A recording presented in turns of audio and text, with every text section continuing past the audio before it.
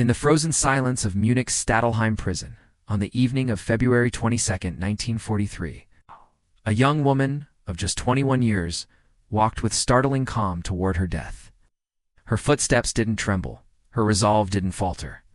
The executioner, Johann Reichardt, a man who had sent hundreds to their end, watched in stunned silence. Years later, he would confess, never before had he seen someone face the blade with such unshakable courage. But what chills the soul about Sophie Scholl's story isn't merely how she died, it's why. Her execution was not an act of justice, but a brutal, calculated silencing of a conscience. Her crime? Believing in truth, believing in dignity, and having the bravery to speak both aloud in a world built on lies. Sophie wasn't claimed by the towering guillotine of old revolutions. No, her life was ended by a cold, modern instrument of death, the Fallbeile streamlined German version. Engineered for quiet, efficient killings within prison walls. 8 feet of iron and steel, a 90-pound angled blade, purpose-built to sever a human head in a blink-no spectacle, no noise. Just the clean, mechanical precision of a regime obsessed with order and silence. Unlike the grim pageantry of public executions from earlier eras, Sophie's death took place in a sealed-off courtyard, observed only by officials, her executioner, and the ghost of history that would never forget her. But her journey to that moment didn't begin with weapons, violence, or chaos. It began with paper, ink, words. It began with an idea that even in darkness, a whisper of truth could be louder than any scream. Sophie was part of a quiet rebellion. The White Rose. The White Rose wasn't an army yet, was a handful of university students. Young minds wielding typewriters and mimeograph machines instead of rifles. Their resistance was intellectual, moral, and philosophical. They drafted and distributed leaflets that tore through the Nazi propaganda like shards of glass, exposing horrors that most Germans had been taught to ignore, pretend not to see. Born in 1942 at the University of Munich, the White Rose was founded by Sophie and her brother Hans, alongside fellow students Alexander Schmorl, Willy Graf, and Christoph Probst. Their professor, Kurt Huber, gave philosophical weight to their convictions. These students had watched Germany spiral from democracy into dictatorship, and they chose not to stand by in silence. Their writings offered searing critiques of Nazi ideology and clear accounts of the Holocaust truths.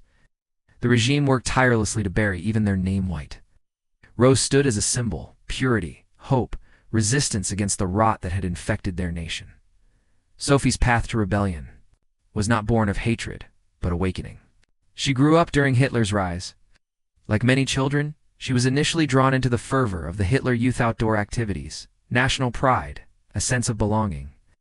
But adolescence brought questions. Questions became doubts. Doubts turned into horror. Her father, Robert Scholl, had been jailed for criticizing the regime. That moment stripped away her illusions and cemented her resolve. She chose the harder road, resistance. Sophie's transformation from enthusiastic youth to bold dissenter was precisely the evolution that Nazi leaders dreaded most, because it proved that even those raised within the system could open their eyes and say no. Hans, too, was once a devout Hitler Youth leader.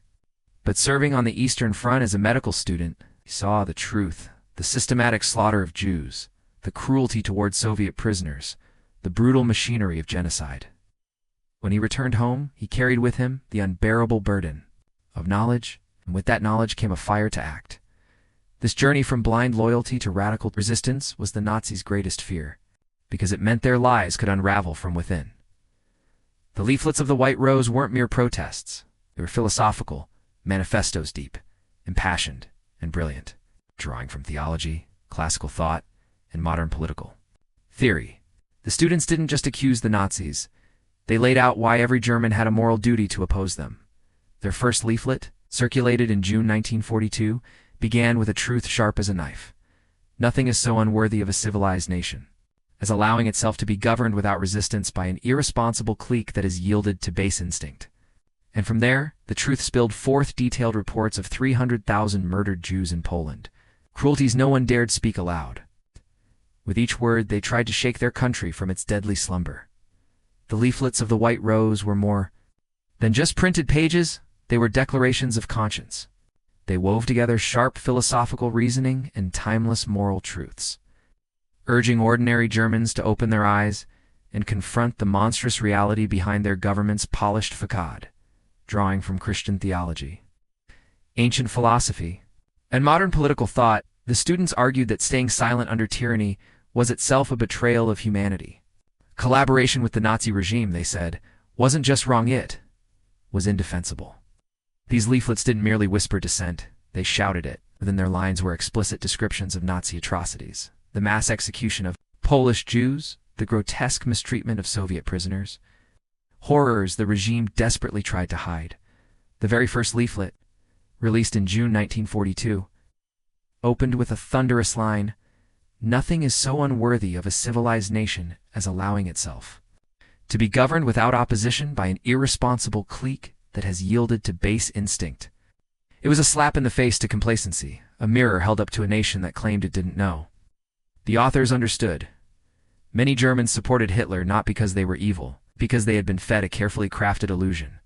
By blending irrefutable facts with urgent moral appeals, the White Rose out to shatter that illusion and break through the wall of propaganda and denial. Their mission demanded not just bravery, demanded audacity. Sophie, Hans, and their companions became couriers of conscience, smuggling truth across a nation drowning in lies. They traveled to cities across Germany, carrying briefcases stuffed with leaflets. They slipped them into phone booths, mailed them to strangers, left them in waiting rooms and classrooms anywhere a curious hand might reach, but every step was a risk. Even one leaflet could mean arrest, torture, death. The Gestapo, with its vast web of informants and relentless surveillance, was on high alert, searching, listening, hunting. Still, the White Rose pressed on, driven by a single, unwavering belief: silence in the face of evil is itself a form of evil. The regime's reaction revealed how deeply it feared not weapons, but words. Heinrich Himmler, himself architect of the Holocaust, launched a direct investigation to hunt the authors down. The Nazis understood. The greatest threat to their control wasn't rebellion by force, it was moral awakening from within. The White Rose didn't simply oppose the regime. They reached into the heart of German identity, speaking to the values of reason, faith, and integrity that the dictatorship had twisted. And then came the fateful moment that sealed Sophie's fate. It was February 18th, 1943. Sophie and Hans had just finished distributing their 6th leaflet across the University of Munich, slipping copies into lecture halls and corridors. Only a few remained, and then, perhaps moved by defiance, or maybe by hope, Sophie climbed to the top floor of the university's main building and flung the leftover pages into the air. They floated down into the courtyard like snowflakes of truth, fragile, beautiful, undeniable. But someone saw. Jacob Schmid, a janitor and loyal Nazi Party member, reported them immediately. The Gestapo didn't hesitate. Within minutes, the university was surrounded. Sophie and Hans were arrested on the spot. They were taken to the Wittelsbacher Palace. The Munich headquarters of the Gestapo, an ordinary building, turned into a crucible of fear. There the real battle began, not of ideology but of will. The siblings were separated. They were interrogated with clinical cruelty. The Gestapo used every psychological tactic in their arsenal: intimidation, isolation, crush resistance. They tried to turn brother against sister, friend against friend, truth into silence. Sophie held firm. For 4 days, she faced her interrogators with remarkable grace and intellectual clarity. At first, she and Hans denied everything, claiming coincidence. But when the evidence mounted, when they discovered a handwritten draft in Hans's coat pocket, Sophie made a choice. She stepped forward. She claimed responsibility, not to surrender, but to shield the others. Her words were deliberate, calculated. She wasn't just confessing, she was protecting, even under the fluorescent glare of her captors. Sophie remained what the regime couldn't comprehend: defiant, composed, and unbroken. Even in the harsh glare of interrogation, Sophie Scholl remained steadfast. Her voice didn't tremble. Her principles didn't waver. In a place built to crush the human spirit, she stood tall and bending, unafraid. Her answers revealed not just intelligence, but a profound sense of moral clarity, no matter how sharp the questions, no matter how cruel the pressure. Sophie refused to betray what she believed in. But the justice system that awaited her was not built for justice. It was a performance, a grotesque masquerade wrapped in legal language and paper-thin legitimacy. The so-called People's Court, presided over by the infamous Judge Roland Freisler, existed not to examine evidence, but to perform loyalty to the Führer. Freisler was indeed a judge. He was a loud, theatrical instrument of state propaganda, known for his fury and his foregone verdicts.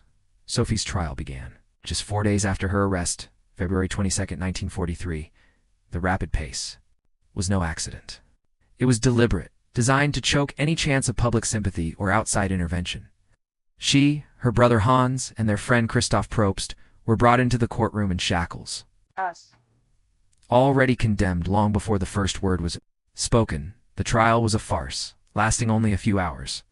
Freisler performed his rage like a stage actor in a state-sponsored play, screaming condemnations while cameras recorded every second for Nazi propaganda reels. There was no defense. Lawyers were silenced. Evidence went unchallenged. Truth didn't matter, only obedience did, but Sophie wouldn't give it to them.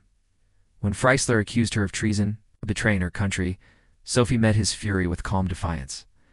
"I did what I believed was right," she said, "and if I had the chance, I would do it again." Her words rang out not just in the courtroom, but into history. She did not plead. She did not apologize. And that refusal to grovel, to beg, to conform, shook even the court designed to destroy her. Freisler delivered the sentence as expected. Death by guillotine for all three. And it would be carried out immediately, that very afternoon.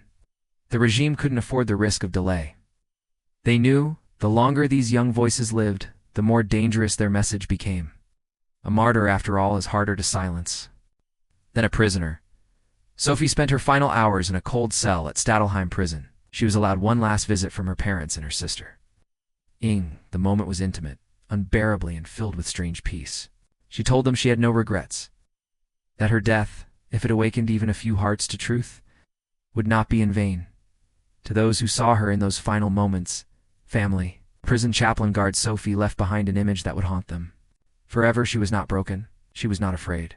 When the time came, she was led to a small, sterile execution chamber.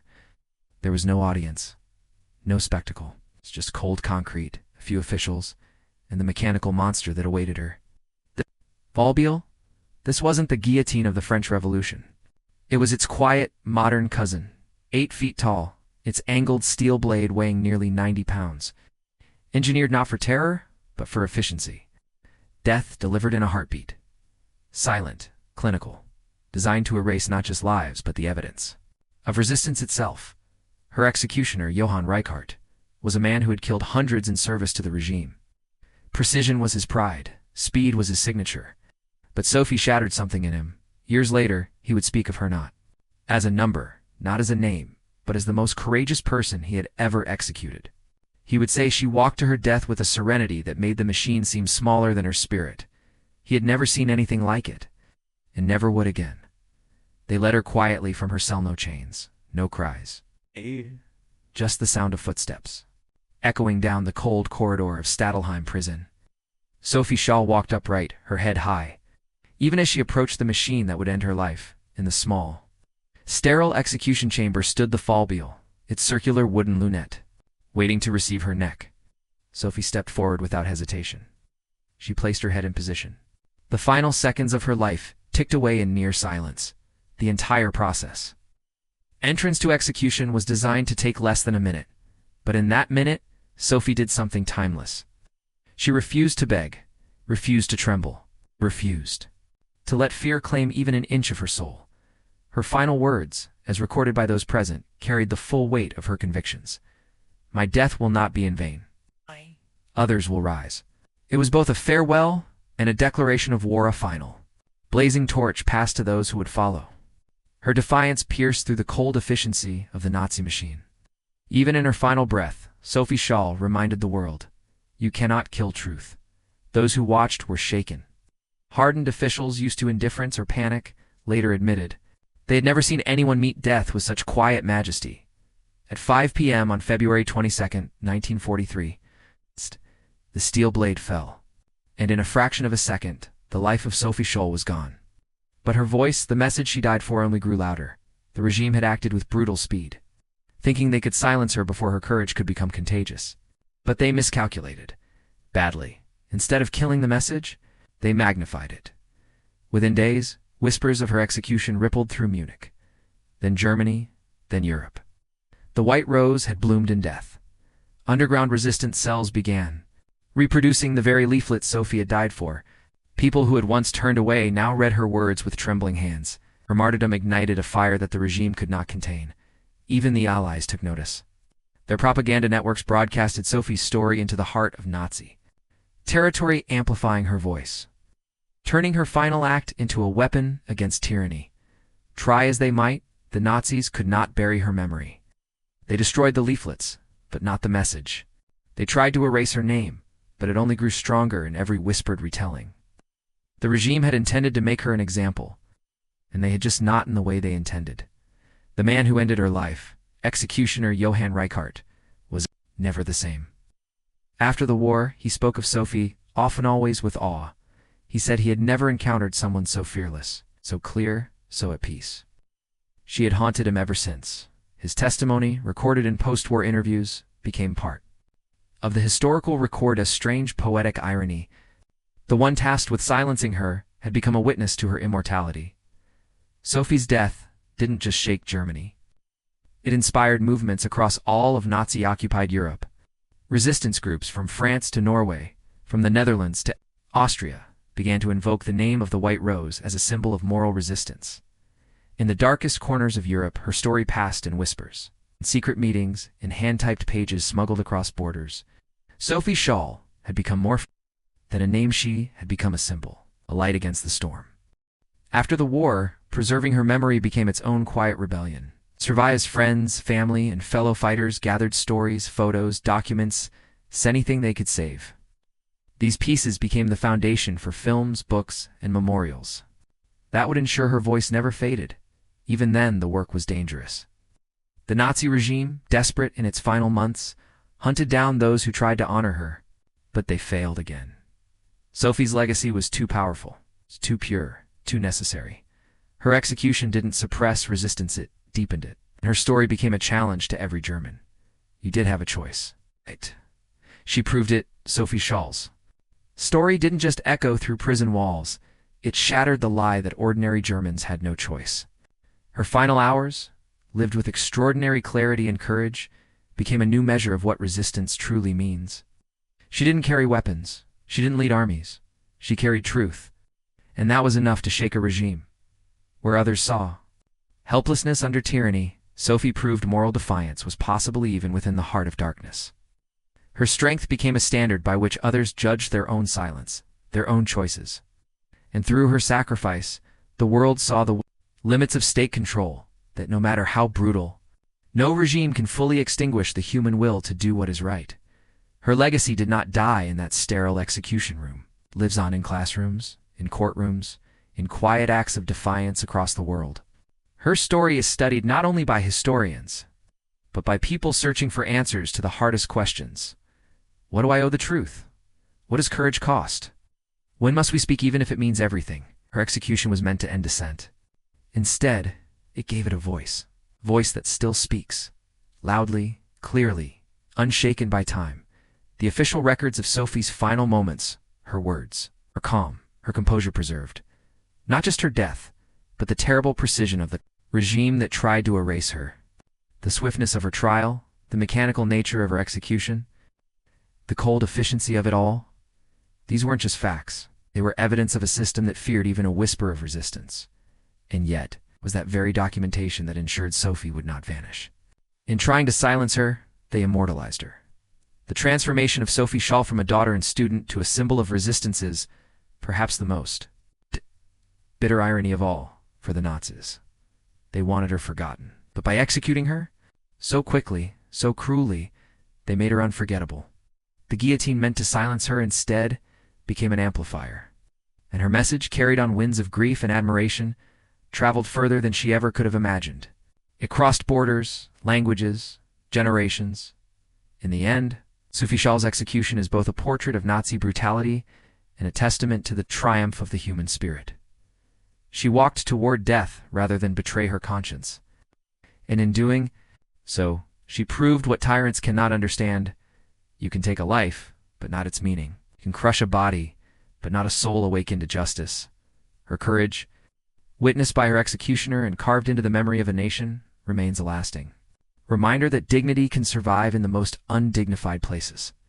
That truth can live even in the shadow of death. And that resistance, real, moral, quiet resistances, never truly in vain. The blade fell on February 22nd, 1943, but Sophie Scholl's voice did not fall with it. It rose. And even now it calls to us not as a whisper, but as a challenge, too. Choose dignity over fear.